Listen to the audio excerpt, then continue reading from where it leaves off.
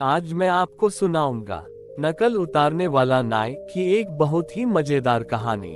दक्षिण भारत के पाटलिपुत्र नगर में मणिभद्र नामक एक दानवीर व्यापारी रहता था। धार्मिक कार्यों और जनसेवा के लिए वह बहुत सा धन दान में दिया करता था। अत्यधिक दान पुण्य के कारण उसका धन समाप्त होता गया और वह निर्धन हो गया। निर्धन होते ही लोग उसका तिरस्कार करने लगे। लोगों के ऐसे व्यवहार से वह व्यथिक हो गया और चिंतातुर रहने लगा।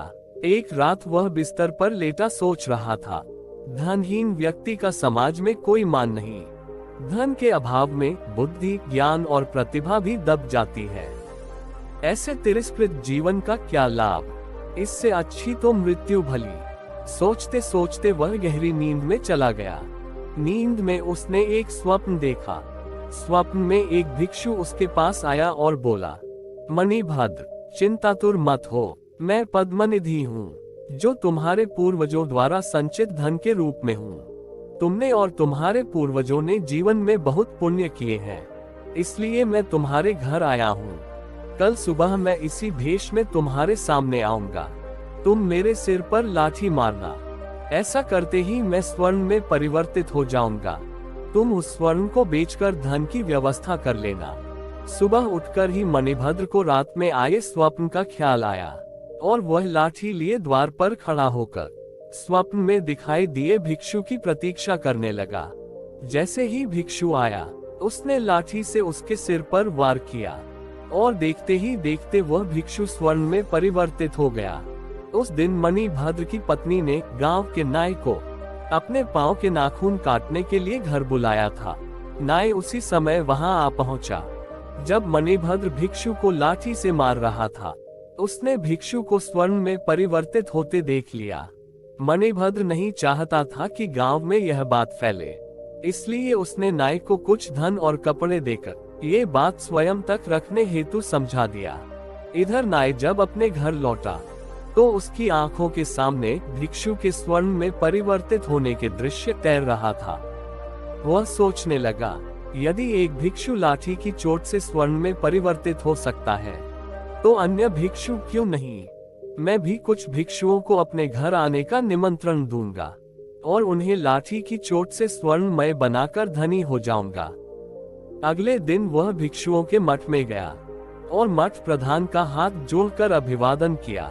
मठ प्रधान ने उसके आने का प्रयोजन पूछा तो वह बोला, मान्यवर, मैं आपके मठ के समस्त भिक्षुओं को भोजन हेतु अपने घर आमंत्रित करने आया हूँ।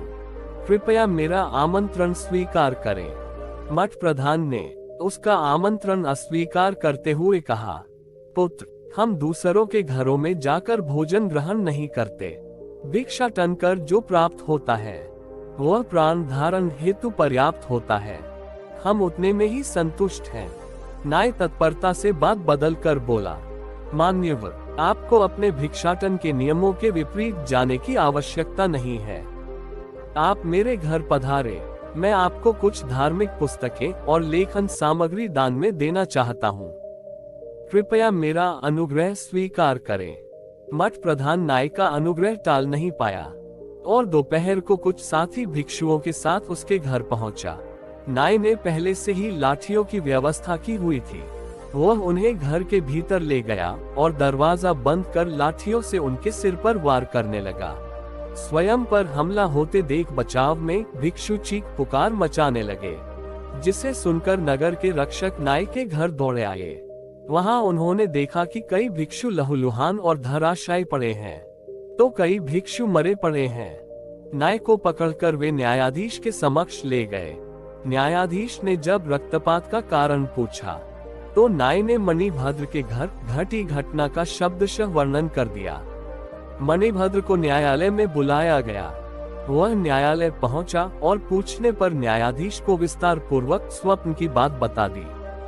न्यायाधीश ने मूर्ख नाई को मृत्युदंड दिया और कहा, इस मूर्ख नाई की तरह बिना सोचे समझे और उचित परीक्षण के कार्य करने का यही परिणाम होता है। कहानी से सीख, बिना सोचे समझे कार्य करने वालों को कई बार पछताना पड़ता है। इसलिए किसी भी कार्य को करने के पूर्व उसके बारे में पूर्ण जानकारी प्राप्त कर ले। और पूर्ण परीक्षण उपरांत ही उसे करें, ताकि आधी अधूरी जानकारी कार्य बिगड़ने का कारण न बने। धन्यवाद। दोस्तों, आप लोग वीडियो तो देखते हो मगर चैनल को सब्सक्राइब नहीं करते हो, तो आप लोग ऐसा न करें। अगर आप लोगों तक मेरा वीडियो पहुंचता है और आप लोगों को मेरा वीडियो पसंद आता है, तो आप लोग चैनल को सब्सक्राइब और वीडियो को लाइक जरूर से करें।